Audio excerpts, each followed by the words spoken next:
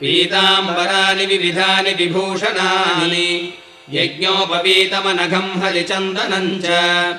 आदाय भाग्यमखिलान्स्तवमण्डनार्थम् उत्तिष्ठ सुन्दर विनायक सुप्रभातम्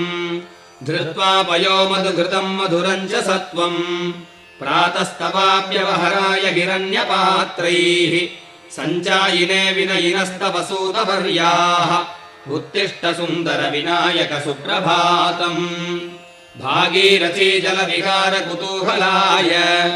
दिक्कुञ्जराष्टक समावृत पार्श्वकाय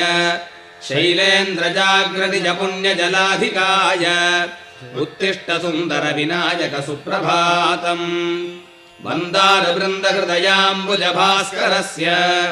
मन्दारमूलमनिपीठ सुखस्थितस्य तीव्रादिसेविजनमण्डलमण्डितस्य स्वानन्द